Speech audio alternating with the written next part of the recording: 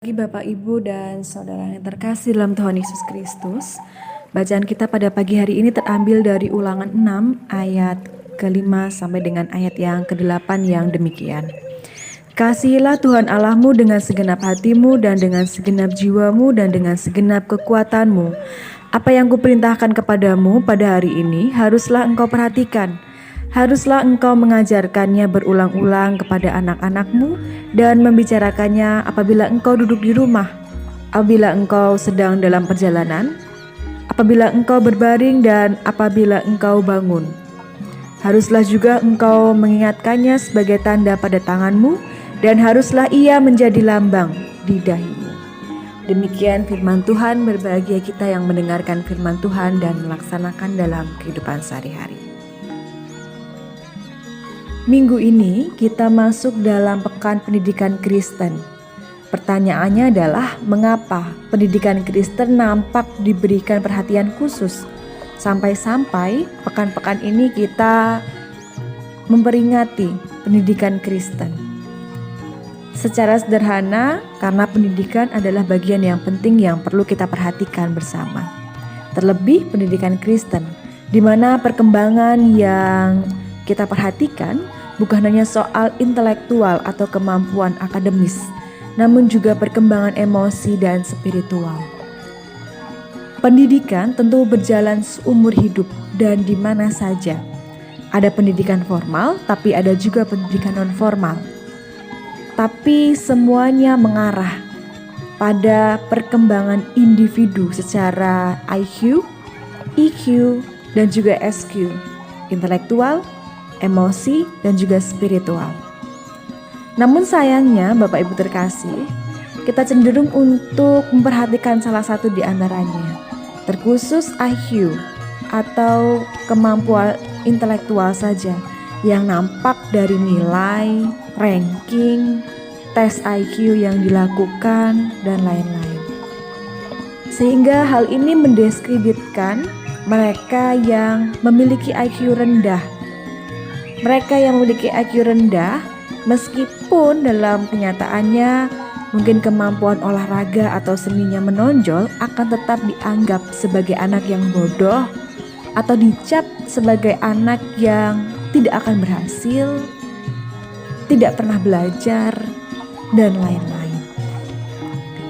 Maka jangan heran Bapak Ibu bila sering terjadi kasus-kasus seperti bunuh diri karena sulitnya mereka merasa sulit untuk bersaing dalam bidang akademik dan juga tuntutan-tuntutan yang diberikan kepadanya. Stres anak yang meningkat. Demikian pula terjadi bullying karena terjadi ketidakseimbangan antara emosi dan spiritual juga intelektual mereka. Pembunuhan dan masih banyak yang lainnya. Terjadi ketidakseimbangan perkembangan antara intelektual, emosi, dan juga spiritual mereka. Orang tua cenderung menyerahkan perkembangan intelektual dan juga emosi anak kepada sekolah, atau perkembangan spiritual dan juga emosi kepada gereja, sehingga nampaknya sudah ada plot-plotnya tersendiri.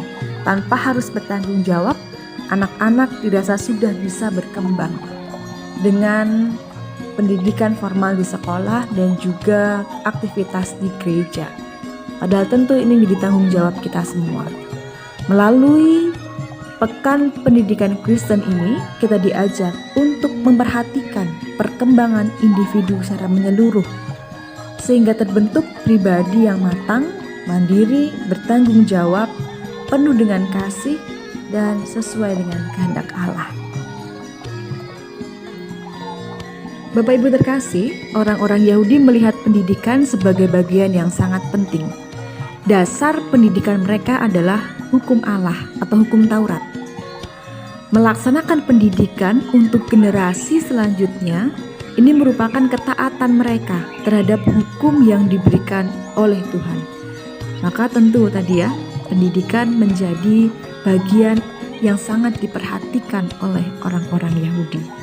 Nah, tujuan pendidikan Yahudi yang berfokus pada Taurat atau hukum Allah adalah pertama-tama untuk membangun karakter manusia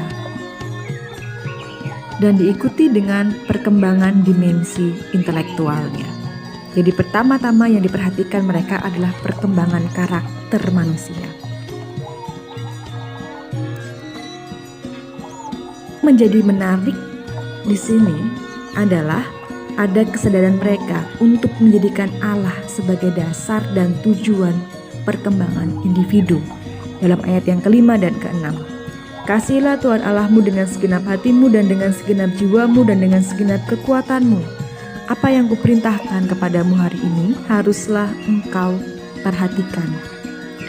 Hal tersebut selalu dihayatinya dalam laku hidup, dalam pengajaran pada anak-anak, dalam aktivitas yang dilakukan, dan dalam kehidupan doa atau ibadah mereka.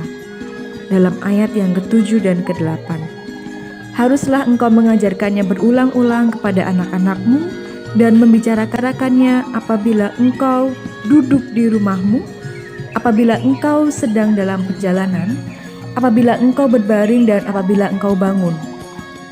Haruslah juga engkau mengikatkannya sebagai tanda pada tanganmu dan haruslah ia menjadi lambang di dahimu. Orang-orang Yahudi menggunakan teflin yang diikatkan di dahi dan tangannya dalam peribadatan yang dilakukan.